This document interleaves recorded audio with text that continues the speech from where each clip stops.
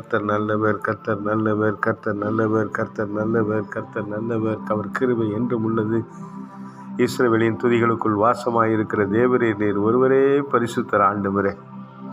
கர்த்தருடைய கண்கள் நீதிமான்கள் மேல் நோக்கமாய் இருக்கிறது, அவருடைய செவிகள் அவர்கள் கூப்பிடுதலுக்கு திறந்திருக்கிறது என்ற வாக்குத்தத்த வசனத்தை உறுதிப்படுத்தி கொண்டு செபிக்கிற ஆண்டவரே.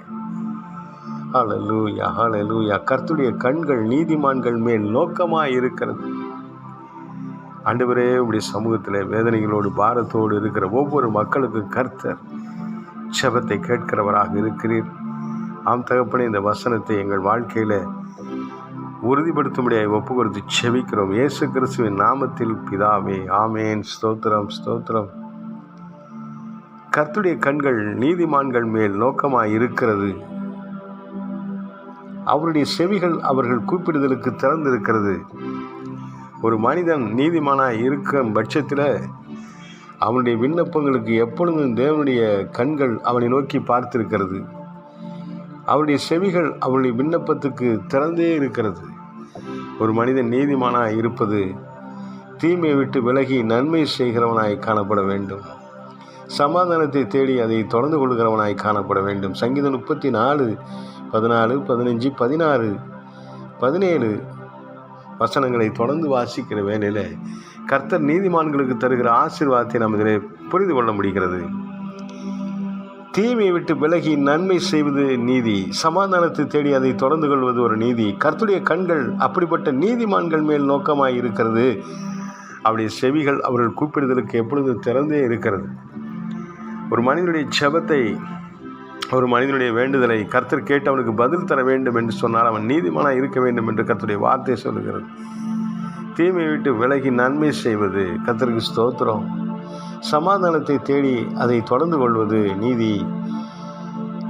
தீமை செய்கிறவருடைய பெயரை பூமியில் இராமல் அற்றுப்போக பண்ண கர்த்தருடைய மகம் அவர்களுக்கு விரோதமாக இருக்கிறது. தீமை செய்கிறவருடைய பெயரை பூமியில் இராமல் அற்றுப்போக பண்ண கர்த்தருடைய முகம் அவர்களுக்கு விரோதமாக இருக்கிறது. தீமையை விட்டு விலகுகிற ஒரு குணம், தீமை செய்யாத ஒரு நல்ல ஒரு குணாதிசயம் நீதிமானுடைய அடையாளம். நீதிமான்கள் கூப்பிடும் பொழுது கர்த்தர் கேட்டு அவர்களை அவர்களுடைய எல்லா உபத்திரவங்களுக்கும் நீங்களாக்கி விடுகிறார். நீதிமான்கள் கூப்பிடுகிற பொழுது கர்த்தர் கேட்கிறார். தீமை செய்யாத நன்மைகளை செய்கிற அருமையான நீதிமான்களுடைய ஜெபத்தை அவர் கேட்கிற தேவனாக இருக்கிறார். நொறுங்குண்ட இருதயம் உள்ளவர்களுக்கு கர்த்தர் சமீபமாக இருந்து நறுங்குண்ட ஆவியுள்ளவர்களை ரட்சிக்கிறார். நீதிமானுக்கு வரும் துன்பங்கள் அநேகமாக இருக்கும். கர்த்தர் அவைகள் எல்லாவற்றிலும் நின்று அவனை விடுவிப்பார். எத்தனை விதமான துன்பங்கள், நெருக்கடிகள், போராட்டங்கள் ஒரு நீதிமானுடைய வாழ்க்கையில் வந்தாலும் கூட கர்த்தர் அவனுக்காக நிற்பார், அவனுக்காக வழக்காடுவார், அவனுக்காக யுத்தம் பண்ணுவார், அவனுக்காக எல்லாம் செய்வார், அவனை விடுவிப்பார், அவனை ஆசீர்வதிப்பார், அவனை உயர்த்துவார். கர்த்தருடைய கண்கள் நீதிமான்கள் மேல் நோக்கமாக இருக்கிறது. தீமையை விட்டு விலகுவதே கர்த்தருக்கு பயப்படுகிற பயம். சமாதானத்தை தேடி அதை தொடர்ந்து கொள்வதே கர்த்தருக்கு பிரியமான ஒரு காரியம். கர்த்தரை விசுவாசிப்பது ஒரு மெய்யான நீதி. கர்த்தர் எனக்காக யாவை செய்வார், அவர் செய்கிற வரைக்கும் அவருக்கு நான் காத்திருப்பேன், உண்மையாக இருப்பேன் என்பது ஒரு நீதி. அது ஒரு மேலான விசுவாச அனுபவம். கர்த்தரை நம்பி இருக்கிறவர்களையோ கிருபை சூழ்ந்து கொள்ளும்.